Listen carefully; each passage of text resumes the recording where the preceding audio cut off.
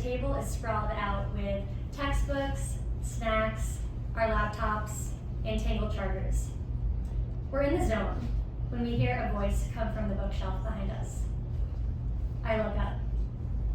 The man's skin is the color of caramel. He has light scruff and a sparkle in his eye.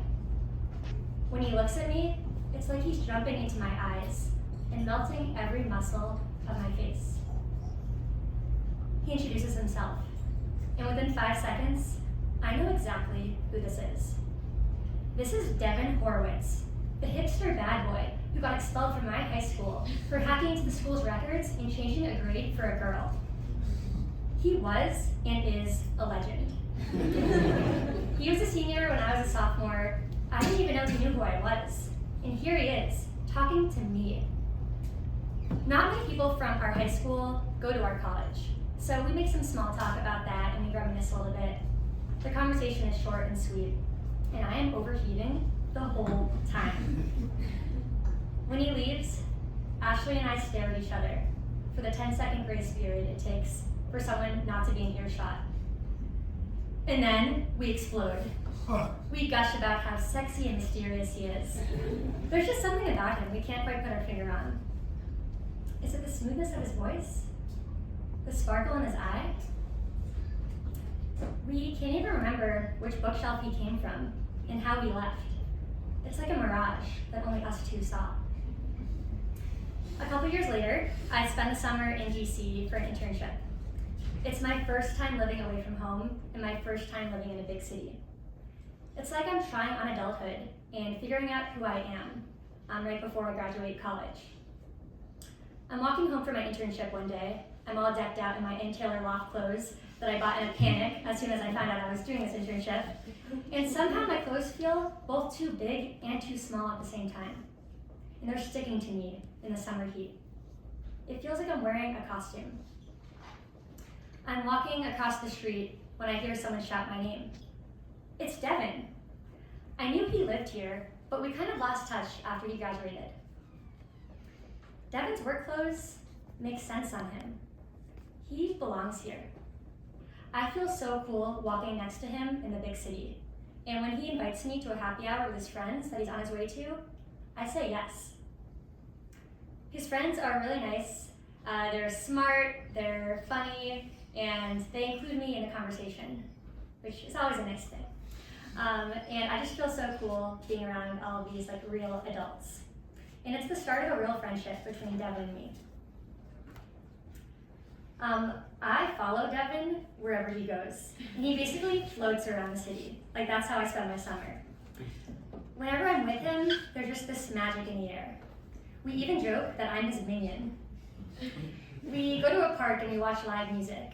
And Devin is a musician, and the way he listens to music is like art itself. We get sushi together, and he orders sake. When he orders, he closes his eyes and massages his temple as he asks the waiter astute questions about the notes of the sake. I'm like, wow. We have intellectual discussions with his friends. Well, by we, I mean he has intellectual discussions. I sit there feeling awkward and stupid. His friends are talking about Israel and Palestine. They all know so much and have so many opinions. I put my hands under the table. I fidget. I clench my fists. And I dig my nail into my index finger. I count the number of times everyone else has spoken without me saying anything. I wish I could be as smart and as informed as Devin and his friends. I keep piercing my skin with my nail, wondering if I press just a little bit harder, maybe I'll explode and disappear from this personal hell. I don't get why Devin hangs out with me. He's smart and curious and cultured. In this moment, I feel so far from all those things. But for the rest of the summer, I keep following him around. And in this pivotal summer before my last year of college, I'm constantly asking myself, who am I and who do I want to be? I decide wholeheartedly that I want to be like Devin.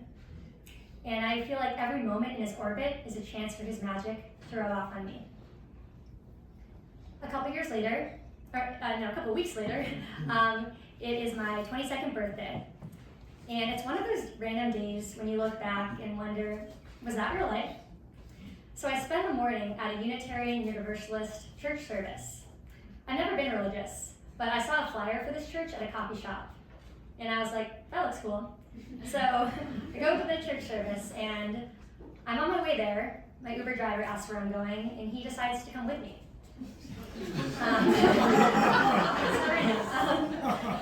Devin also decides to join.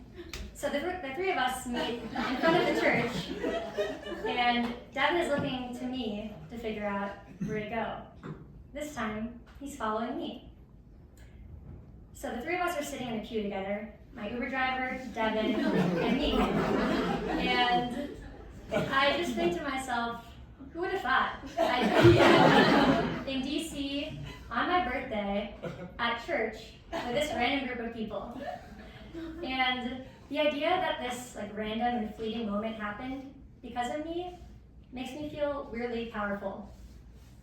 I look down at my hands, which are resting on my lap, unfurled. There's no need to explode and disappear in this moment. After the church service, Devin and I are walking away from the church. The Uber driver headed out. more rides, I guess. And we pivot from talking about the church service to talking about our hookups, which is totally normal. We've talked about these things before. It's pretty platonic.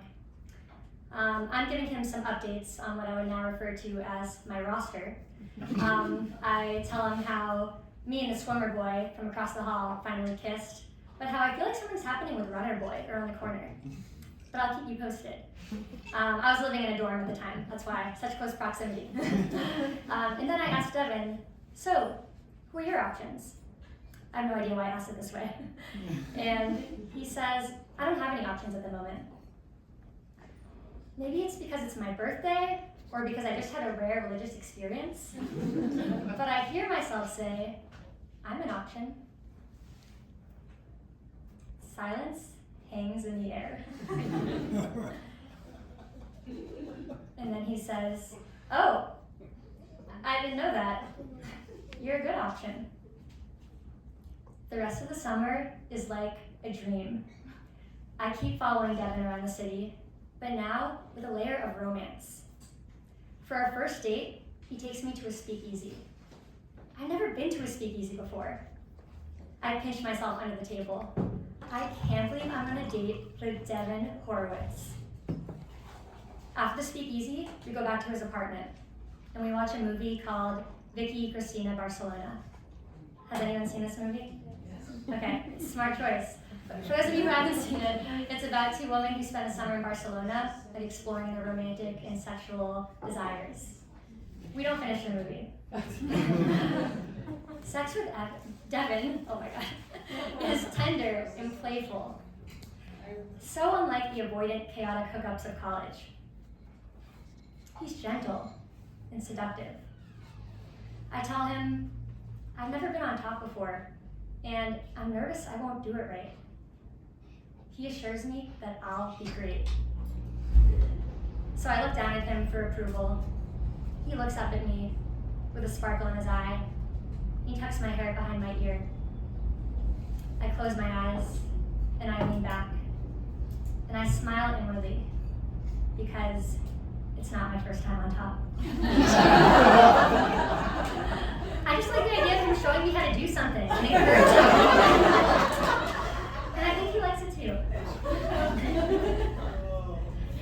When the summer comes to an end, I am full of life. On our final night together, it's quieter than usual.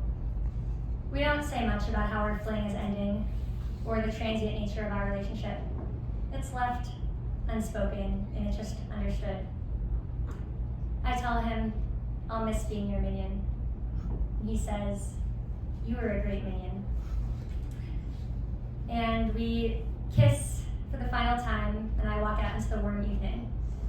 I look around at the city that saw me putting myself out there this summer, that saw me floundering at times. but also just following my curiosities. And it occurs to me that Devin wasn't the only one creating magic that summer. And I always thought that I was following Devin around all summer. And I realized I was following everything that he embodied.